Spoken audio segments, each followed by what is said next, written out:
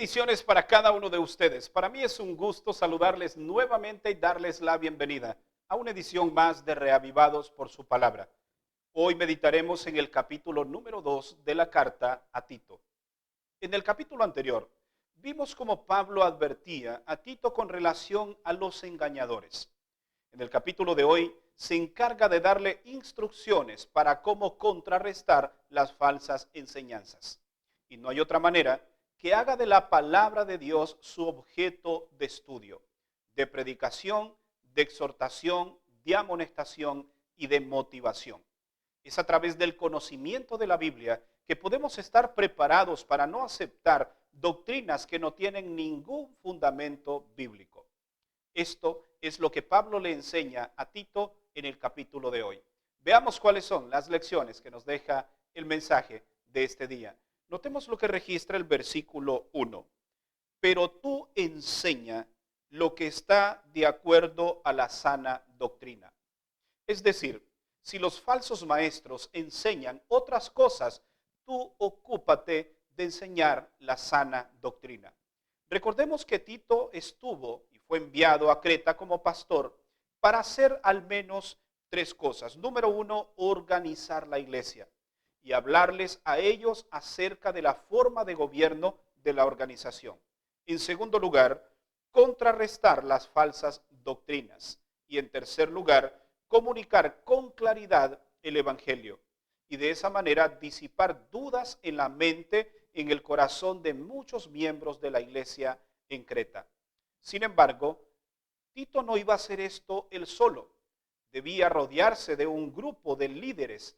Sin embargo, Pablo, al igual que en el capítulo anterior, muestra cuáles son las características de estos líderes. Notemos, en primer lugar, los ancianos deben ser prudentes y sanos en la fe, según el versículo 2. Las ancianas deben ser reverentes y no calumniadoras, según el verso 3. Las jóvenes casadas deben dedicarse a su hogar, a cuidar la familia de su esposo y de sus hijos, según el verso 4 y 5. Y los jóvenes deben ser de buen ejemplo para los demás, según el versículo 6. Sin embargo, Pablo le da un consejo a Tito, y es que él no podía exigir algo que él no estaba dando. Por lo tanto, notemos lo que registran los versos 7 y 8. Muéstrate en todo, por ejemplo, de buenas obras, que vean en tu enseñanza integridad y dignidad. Palabra sana, intachable, para que el adversario se avergüence y no tenga nada malo que decir de vosotros. Es decir, Pablo le dice a Tito, tú debes ser un ministro de la palabra, pero debes enseñar con autoridad, debes enseñar con integridad y dignidad, y debes ser un buen ejemplo para los demás, porque una vez que tú prediques desde el púlpito, la gente verá tu propia vida y sabrá si realmente eres un buen ejemplo o no. Es decir, que la palabra de Dios debe pasar primero como un filtro por la vida del predicador para que ésta tenga un impacto positivo en la vida de aquellos que le escuchan. Contrarrestando las falsas doctrinas, Pablo le recomienda a Tito que hable de las siguientes doctrinas. Número uno, debes hablar acerca de la integridad que los siervos deben tener con relación a sus amos, según los versículos 9 y 10. En segundo lugar, habla de la gracia, como el plan de salvación se ha manifestado para la humanidad, para todos los hombres, según el verso 11. También habla de apartarse del pecado, no tener nada que ver con los deseos de la carne, sino vivir una vida íntegra y en santidad, según el verso 12.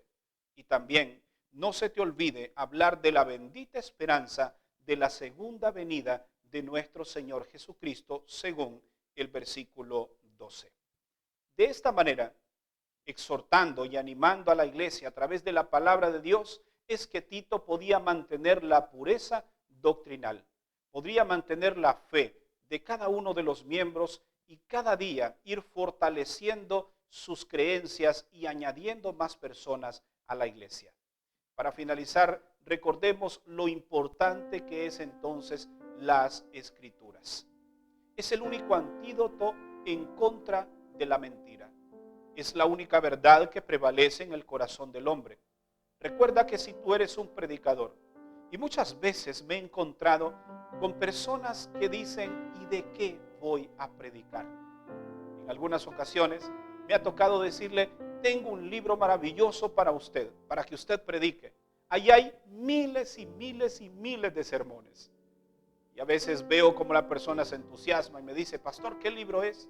Y entonces le digo, la Biblia. Es lo único que tú y yo debemos predicar. Tendremos libros para consultar, para encontrar algunas ideas, pero la centralidad de la palabra nunca la debemos perder. Como iglesia, la Biblia es nuestra única regla de fe, únicamente la Escritura. Recuerda que este libro tiene un poder descomunal para transformar la vida y el corazón de todos aquellos que la escuchan. Así que tú, al igual que Tito, sigue el consejo de Pablo. Presenta la palabra con integridad. Hazlo, pero hazlo también con tu vida como un buen ejemplo. Si eres un predicador, hoy es momento que le digamos al Señor, ayúdanos a predicar la palabra más que con palabras, con hechos. Y eso tendrá mucho más impacto. Si no lo hemos hecho hasta este momento, creo que es tiempo de reconsiderar y replantearnos nuestra manera de presentar la palabra. Y hoy podemos decirle, Señor, perdóname, porque hasta aquí no lo he estado haciendo bien. Pero gracias por esta nueva oportunidad que me brindas de presentar tu palabra. Inclina tu rostro, vamos a orar. Padre, en esta hora quiero pedirte de manera muy especial por todos aquellos que presentan tu palabra. Aquellos que no solamente se paran frente a una congregación para enseñar, sino aquellos que lo hacen en los hogares, que lo hacen en sus trabajos, que lo hacen en sus vecindarios, para que les dé sabiduría de lo alto, de cómo hablar, de cómo actuar y cómo presentar la palabra de Dios. Hemos visto que únicamente debemos presentarla con integridad, sin quitarle absolutamente nada, ni añadirle nada, porque ella, la Escritura por sí sola, tiene mucho que decir. Y muchas veces nuestras palabras le quitan el valor y la autoridad que éstas tienen. Por favor, ayúdanos a simplemente ser canales para presentar el mensaje que nace directamente en tu corazón y transmites a través de tu palabra. En el nombre de Jesús te lo pedimos. Amén. Gracias por habernos acompañado en la meditación de este día. Recuerda que mañana estaremos nuevamente aquí para una edición más de Reavivados por su palabra. Que Dios te bendiga.